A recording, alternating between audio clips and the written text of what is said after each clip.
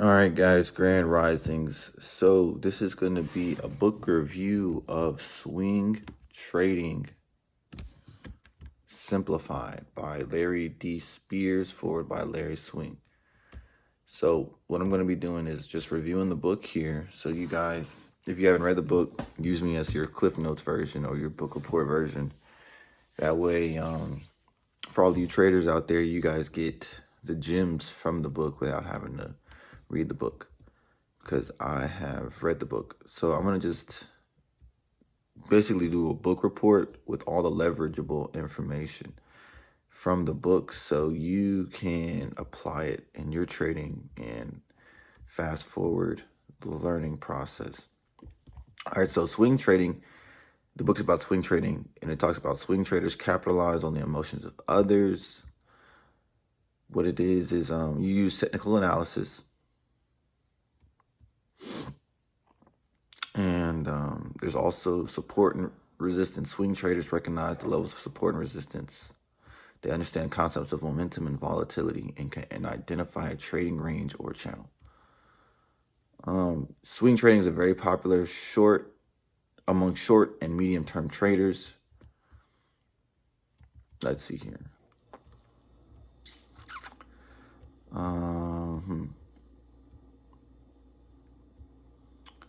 Let's see. I'm going through the book right now. I'm just gonna go through the whole book.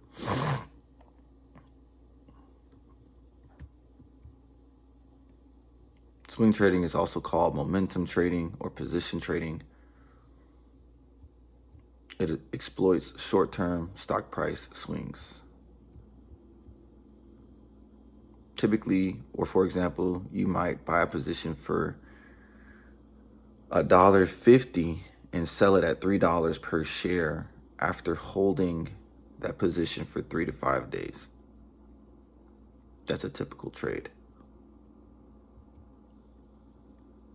It's not day trading, and it's not long-term investing.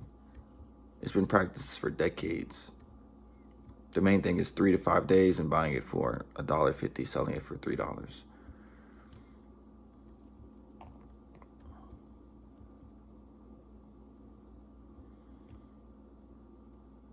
We have a quote from Albert Einstein: "Things should be made as simple as possible, but not any simpler."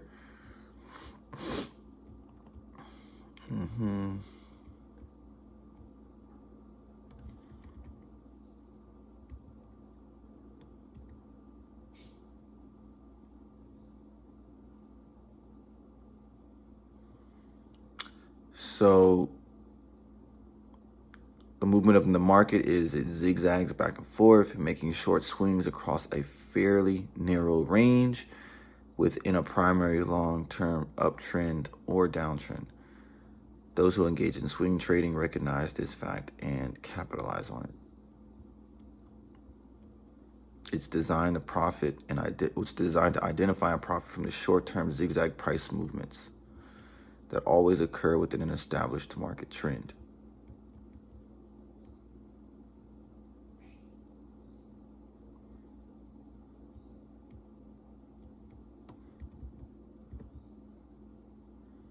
Can be used with equal success in up and down markets, and when a specific trading range can be determined, it can also be profitable.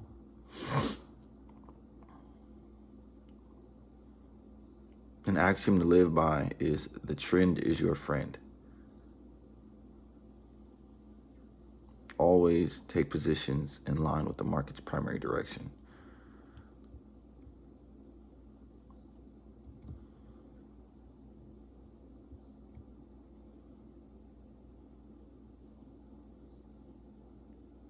The swing trader's arsenal of strategic options can be broken down into 3 basic categories: when a stock's primary trend is bullish, when a stock's primary trend is bearish, when a stock is range bound.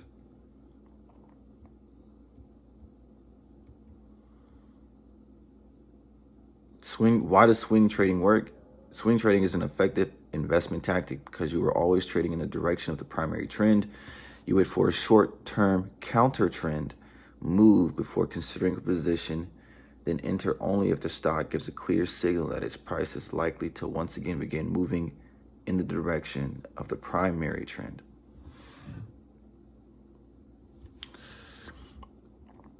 I'm attempting to make this video shorter. Typical swing traders have anywhere from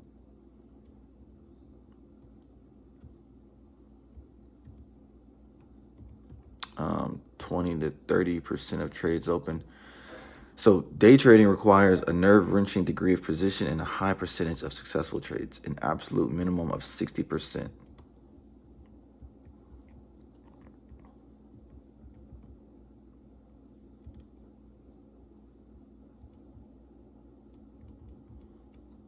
Day trading can make returns of 200, 300, even 4%, 400% annually.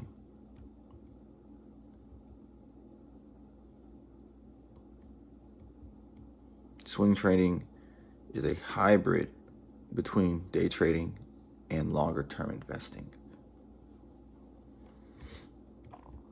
Swing traders make fewer trades than the day trader, but substantially more than the longer-term investor.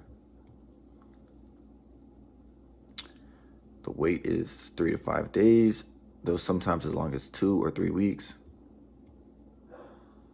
Swing traders rely on technical analysis for entry and exit signals.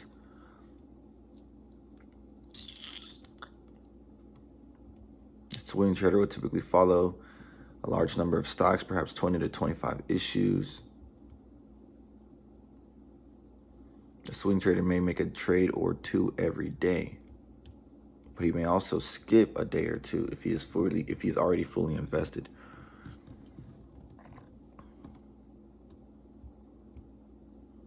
Annual returns of 50, 100, or even 200% are possible for the accomplished swing trader.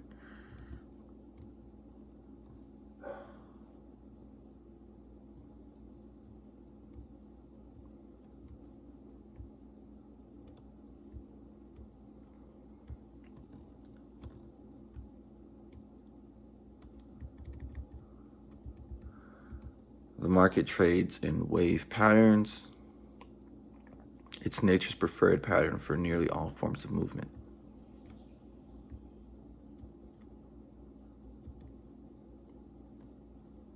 How do you find stocks that are moving in long-term upward or downward wave patterns? And how do you define the width of the trading range in which those patterns are moving, enabling you to identify when current prices are nearing troughs or crests? The answer in both cases is the same. You use technical analysis.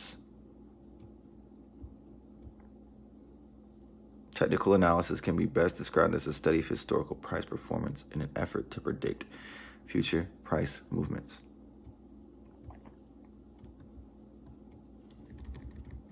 Three key points to remember about stock prices are: 1, price is not random.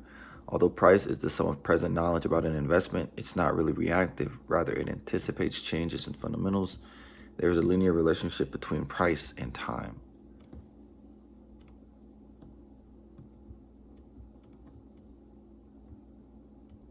Support is the price level at which traders have historically shown a willingness to purchase a given stock or security. Resistance is the price level at which traders have historically shown a willingness to sell a given stock or security.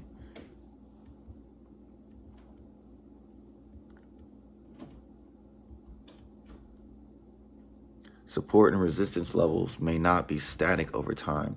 The line depicting them on a price chart may not be flat.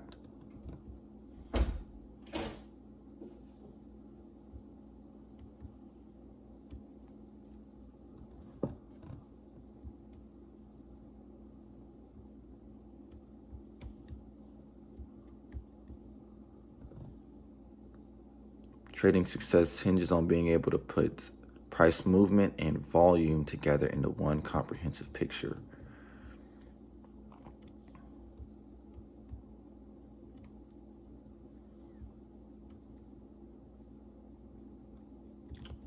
Uh, 50-day moving averages and 200-day moving averages on a 1-year chart are recommended.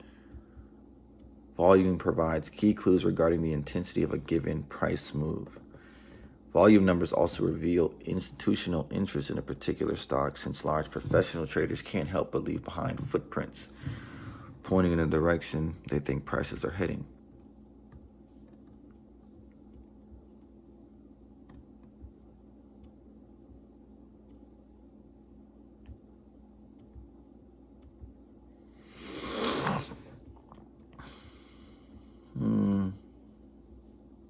Got some candlestick definitions: long day, short day, Marubozu, spinning top, doji, star, umbrella, inverted umbrella, indicator, pattern, reliability.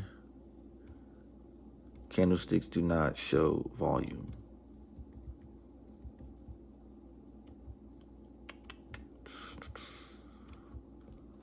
Let's see what else here.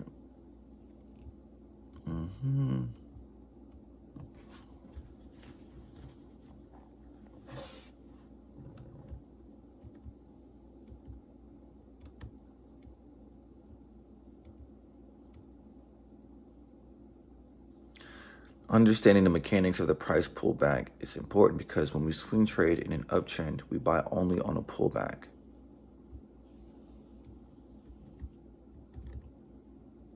Buying only on pullbacks that offer the proven expectation of a subsequent rally, we greatly increase our chances of making a profit.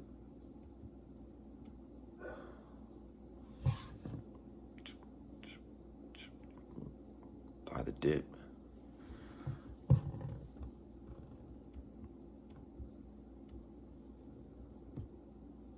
The reverse is true on a downtrend. When we swing trade in a downtrend, we sell short only near the peaks of the minor rallies, with the proven expectation of a subsequent pullback, once more boosting our chances of making a profit.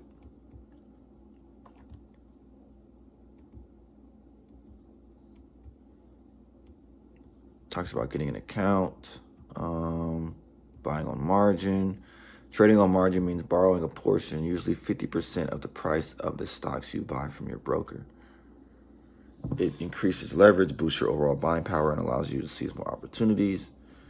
But there are also costs involved, and holding stocks on margin can put you under substantial added pressure.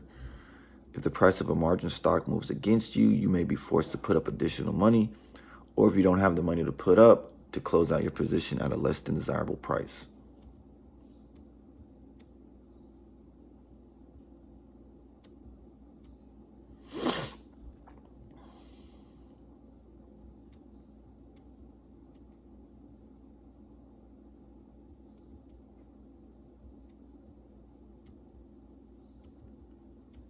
Build your list of swing trading candidates. Start with stocks that demonstrate a reasonable degree of volatility, have a reasonably wide absolute trading range, have a hefty day trading volume. So the volume, well, let's start here. What is it saying? So the volatility deals with the concept of beta.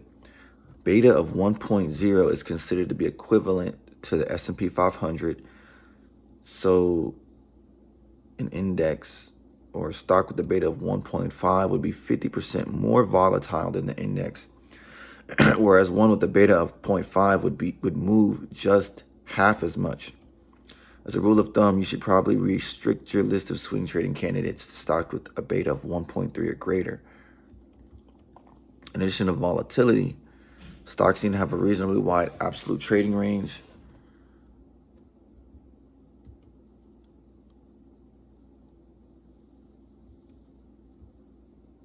You should stick with stocks that have a decent price level to begin with.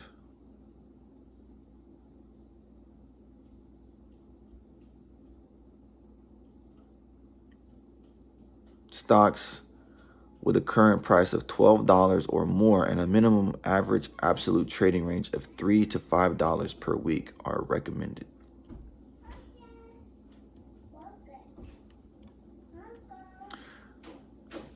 It's suggested that you monitor only those stocks with an average daily volume of at least 500,000 shares.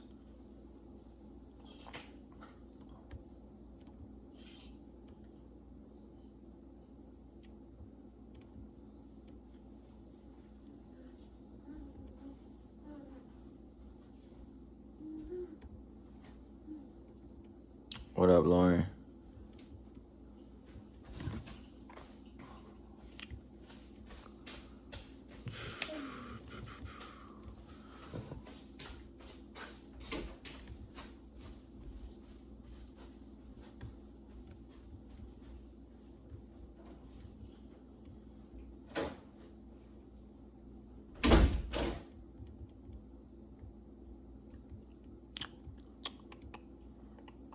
Has some different rules on entering and exiting a trade.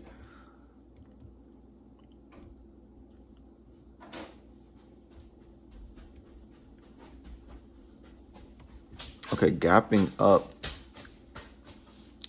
A stock is considered to have gapped up when it opens higher than the previous days. It went up 200 points. Like on Friday, it went up. Hold on, I'm making a video. A stock is considered to have gapped up when it opens higher than the previous day's close by 50 cents or more. Likewise, it is considered to have gapped down anytime it opens 50 cents or more below the prior day's close. Usually a stock will open within 50 cents of its prior day close, neither gapping up or down.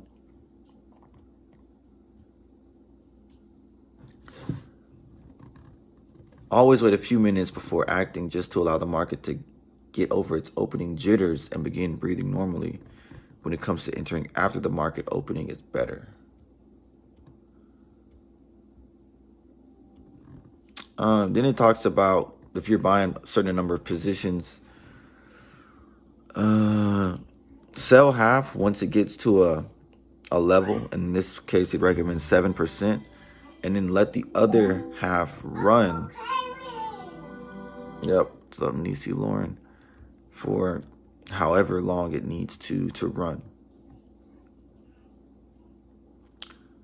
Yep, so set a rigid stop loss that limits your risk exposure to a maximum of 4%.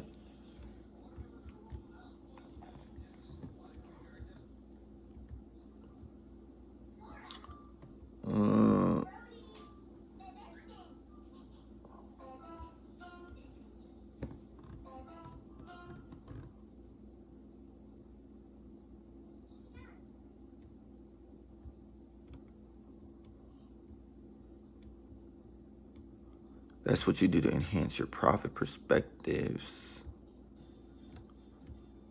There's got a flow chart on what to do with the long strategy on a long swing. Same with the short swing.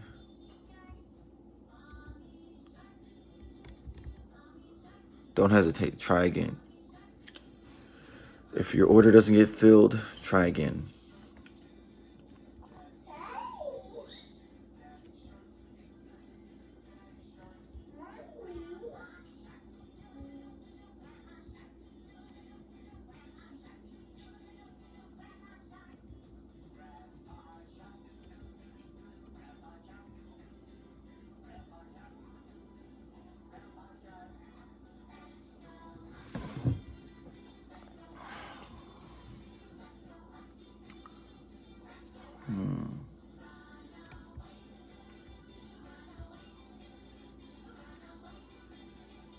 It's got some resources for swing traders, different websites, books, case studies. Let's see, Success to Growth. All right, cool. So that's the book. That's the book report is finished. The book review is finished. So swing trading. One of the major things I took in there was beta. Didn't understand what beta was before this book. And then also the concept of increasing your profits. So if you have let's say you have 4 contracts. What I did recently was I usually sell my contracts at 40% and I consider that my profit. So what I did was I sold 2 contracts at 40%. I held on to the other 2 to let them finish the rally. Well, actually, in this case, I had bought 7 contracts. I sold 4 at 40%. Then I let 3 gain another 100%, and then I let the third one gain 200%. So to all told, I made 87.5% off of those 7 contracts.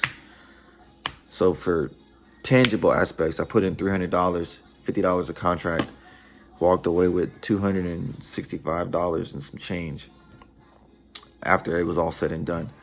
So I'm going to be doing more book reviews. If you guys want me to review a trading book, drop it in the comments. There's going to be more book reviews coming, more book reports and leverageables. And so this is so you can make your trading journey easy. I'm going to read the books for you. And you guys will also see some videos coming out about me and my trading journey sometime down the line. So just look for those videos. And if you have any questions, just put them in the comments or send them to me and we'll get them answered. So the point of this is to make your trading journey easy on the road to getting to this wealth and these riches, so you can do the other things you want to do in your life smoother and have more time to do it. And all right, guys, this is it. Thanks for watching.